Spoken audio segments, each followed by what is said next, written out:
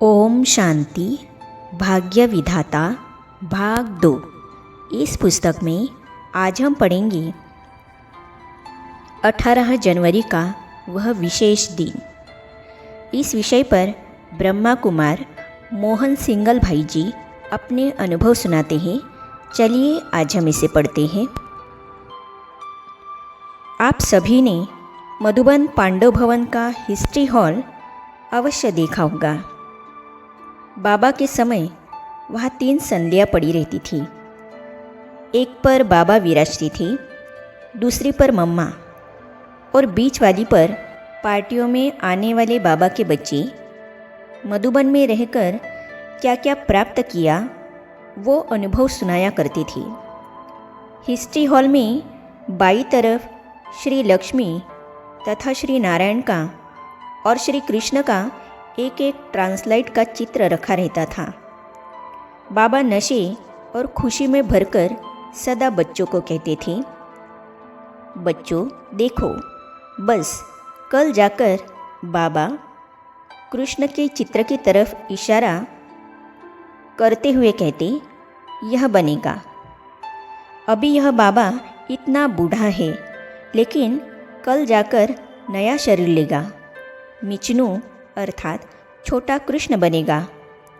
खुशी में बाबा खग्गिया अर्थात दोनों बाहें मोड़कर धड़ को धीरे धीरे उछालना। इस तरह बाबा खुशी में खग्गिया मारते थे,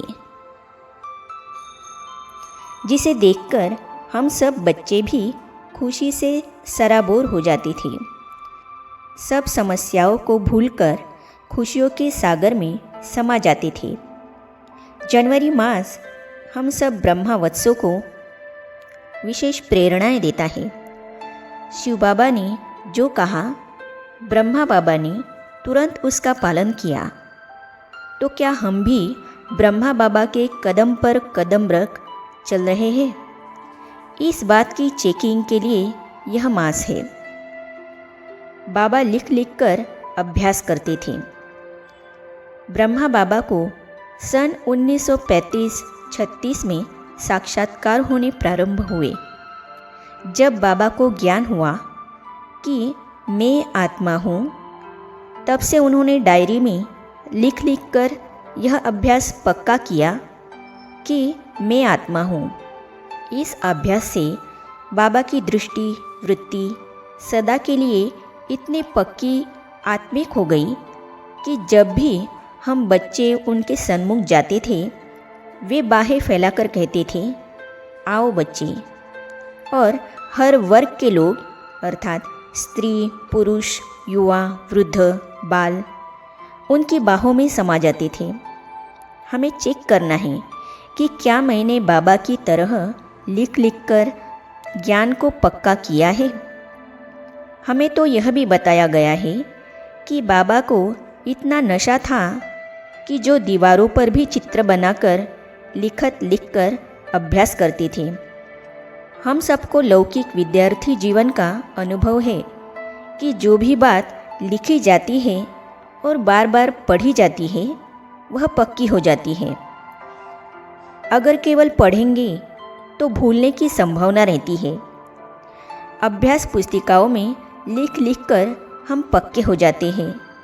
इसी प्रकार अलौकिक पढ़ाई में भी हमारी दृष्टि वृत्ति कृति सब पक्की होनी चाहिए।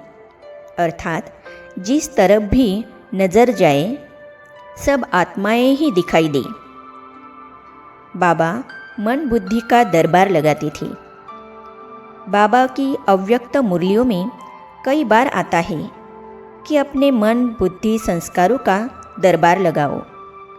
यह दरबार कैसे लगाया जाता है, वह सब बाबा ने अपने डायरी में लिखा है।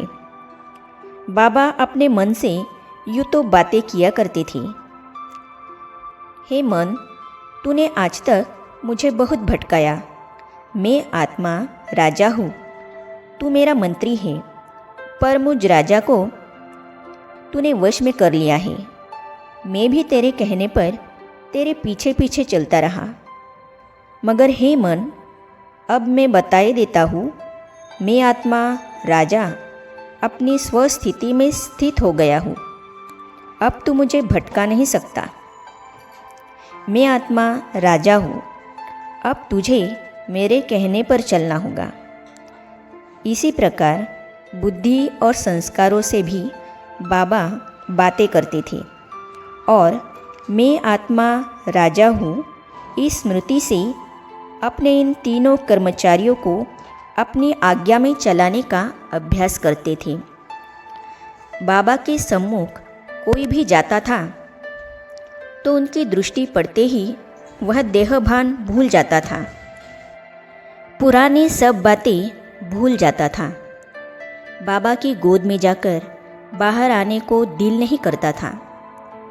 बाबा बच्चों को थपथपाकर वापस देह में लाते थे। हम भी अपने को देखें कि दृष्टि डालकर हम किसी को देह में ले आते हैं या देह से परे कर देते हैं। हम सभी जो भी पुरुषार्थ कर रहे हैं उस एक घड़ी के लिए कर रहे हैं। जब हमारे प्राण तन से निकलेंगे, क्योंकि गायन है अंतमति सो गति, उस समय जैसी स्मृति होगी वैसा ही आगे जन्म मिलेगा। इसीलिए हम चाहते हैं कि उस अंत घड़ी में एक बाबा ही हमें याद हो ताकि हमारी सद्गति हो। वर्तमान समय को संकल्प सिद्धि का वरदान प्राप्त है। एक एक पल में तथास्तु का वरदान मिल रहा है। इसीलिए चेक करना है कि कोई संकल्प कमज़ोर तो नहीं है, नहीं तो वह भी सिद्ध हो जाएगा। सन 1962 से लेकर सन 1969 तक मैं साकार बाबा से कई बार मिला, लेकिन यह मेरा परम सौभाग्य है कि 17-18 जनवरी 1969 को बाबा की संपूर्ण कर्मातीत अवस्था को भी चर्म चक्षुओं से देख सका, जिसका आंखों देखा और दिल से अनुभव किया हुआ वर्णन प्रस्तुत कर रहा हूँ। तो इन अनुभव को हम पढ़ेंगे अगली कड़ी में। तो ये जानने और पढ़ने के लिए इस चैनल को सब्सक्राइब करने के साथ ही साइड में जो बेल आइकॉन है उसे भी क्लिक कीजिए, ताकि आने वाली सभी वीडियो और अब तक की सारी वीडियो आप तक पहुंचती रहेगी। ओम शांति।